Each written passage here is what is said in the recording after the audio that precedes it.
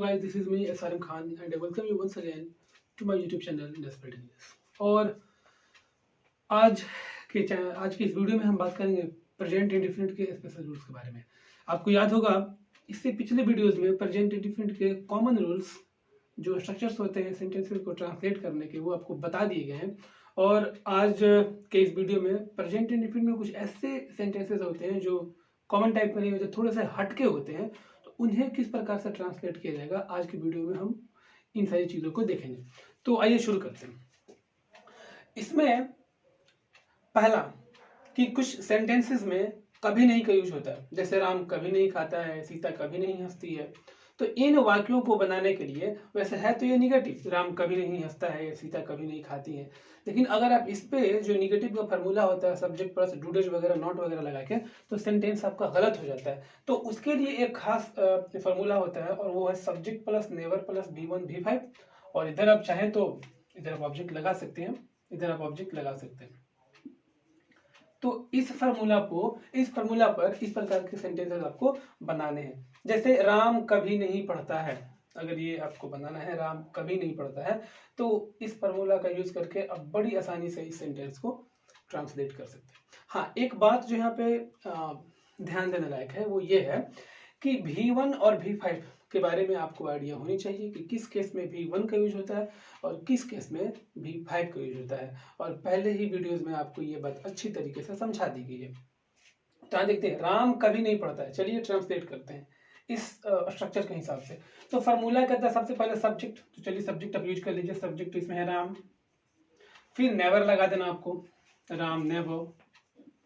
उसके बाद जो यहाँ पे है वो है V1 या V5। और आपको पता है कि राम के साथ यानी सिंगुलर है ना, तो V5 का यूज होता है। यानी यहाँ होगा राम नेवर रीड्स। इस प्रकार का ये सेंटेंस आपको बन गया, राम नेवर रीड्स। फिर यहाँ पर आते हैं वे लोग कभी नहीं आते हैं। अब ये जो सेंटेंस है वे लोग कभी नहीं आते हैं, मैंने क्यों इस सेंटेंस को रखा है क्योंकि यहाँ पे राम सिंगुलर था, तो ये प्लूरल है ताकि V1 और V5 दोनों का यूज मैं आपको बता पाऊँ।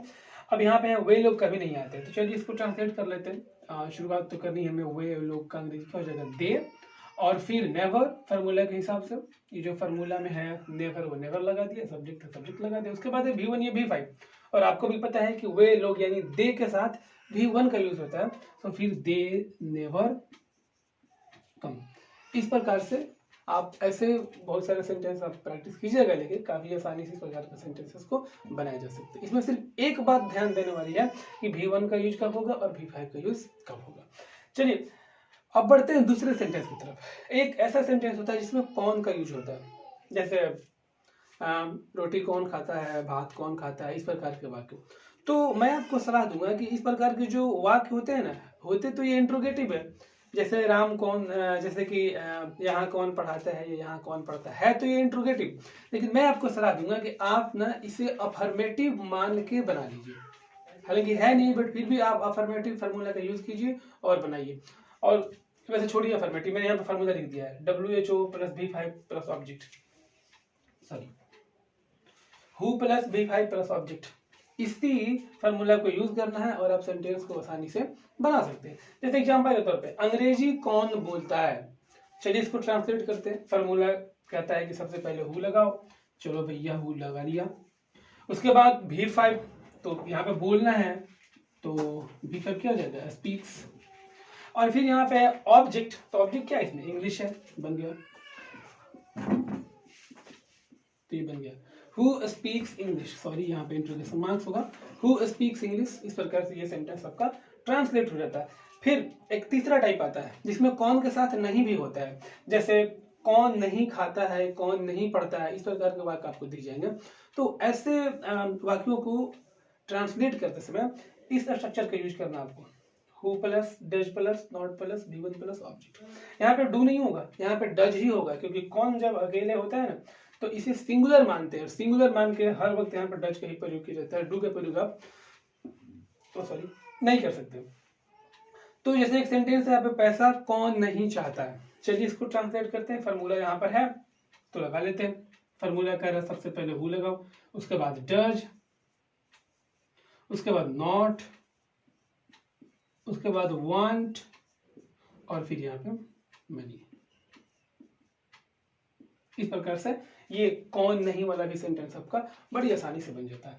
तो ये 3 हो गया, कभी नहीं वाला वाक्य, कौन नहीं वाला वाक्य और कौन नहीं वाला वाक्य। ये कौन वाला और कौन नहीं वाला वाक्य, और तीनों को मैंने बताया कि किस प्रकार से आप ट्रांसलेट करेंगे। इन सारे रूल्स का आपको स्क्रीनशॉट लेकर रख देना होगा ताकि जरूरत के हिसाब से आप इनका यूज कर सकें। फिर आगे चलते हैं एक चौथे टाइप की तरफ। वहां पे क्या होगा, वो जो चौथा टाइप है ना, वो थोड़ा सा ज्यादा कॉम्प्लिकेटेड होता है। तो चलिए उसके बारे में भी बात कर लेते हैं। ये 3 रूल्स हो गए और बाकी देखते हैं 1-2 शायद रूल्स और हो, उन्हें भी देख लेते हैं।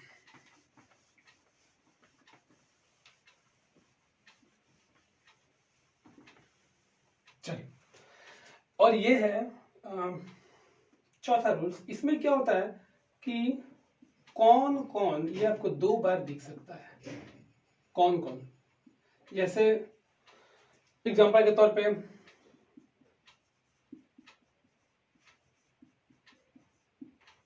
कौन कौन यहां रहता है। आपने कौन वाला स्ट्रक्चर जरूर देखा होगा, कई किताबों में इसका जिक्र होता है। लेकिन ये जो सेंटेंस है कौन कौन यहाँ रहता है, ये कभी कभार, ये शायद मैंने तो नहीं देखा किसी किताब में इसका यूज हो। तो मैं आपको बता दूं कि जब कौन कौन यहाँ रहता है, इस प्रकार के सेंटेंस आपको मिल जाए ट्रांसलेट करने के लिए, तो आपको जिस फार्मूला या जिस स्ट्रक्चर का यूज करना है वो फार्मूला रहा ये, who plus V1 plus object.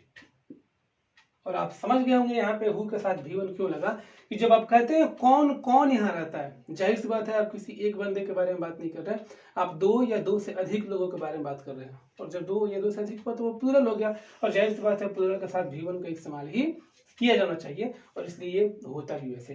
तो आइए कुछ सेंटेंस, जैसे इसको ट्रांसलेट कर लेते हैं, कौन कौन यहाँ रहता है। अगर आप इसको ट्रांसलेट करने जाए तो ये ऐसे बन जाएगा, हु लीव हेयर। या कोई और सेंटेंस है कौन कौन यहाँ पढ़ता है, तो बना सकते हैं हु रीड हेयर।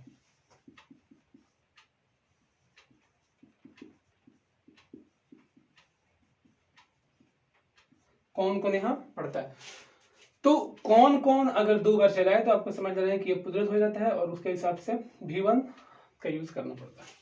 और एक और अलग किस्म का सेंटेंस हो सकता है, अगर मान लीजिए कौन कौन के साथ नहीं का प्रयोग भी आपको दी जाए। जैसे एग्जांपल के तौर पर कौन कौन पैसा नहीं देता है, कौन कौन पैसा नहीं देता है। मान लीजिए ये सेंटेंस है, आपको ट्रांसलेट करना है, आपको पूरी तरीके से समझ में आ चुका होगा कि अगर कौन कौन है यहाँ पे, तो इसका जो स्ट्रक्चर होगा इसको ट्रांसलेट करने का वो कुछ इस प्रकार का हो जाएगा, who plus do plus not plus V1 plus object. इस रूल से आप एक सेंटेंस को बड़ी आसानी से ट्रांसलेट कर सकते हैं। चलिए दिखा दूं करके, हु डू नॉट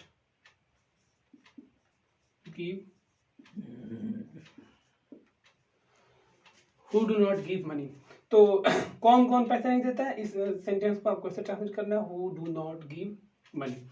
तो आप इसका स्क्रीनशॉट ले लें ताकि बाद में इसका आप यूज कर सकें।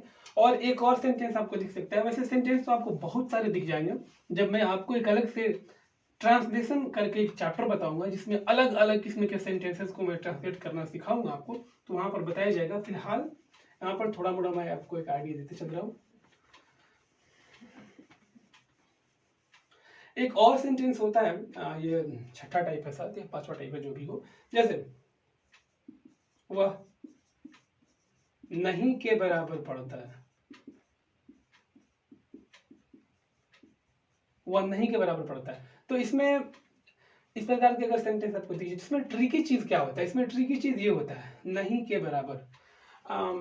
सेंटेंस तो निगेटिव लग रहा है, लेकिन जिस स्ट्रक्चर पे इसका यूज होता है वो असर्टिव स्टाइल में बन जाता है।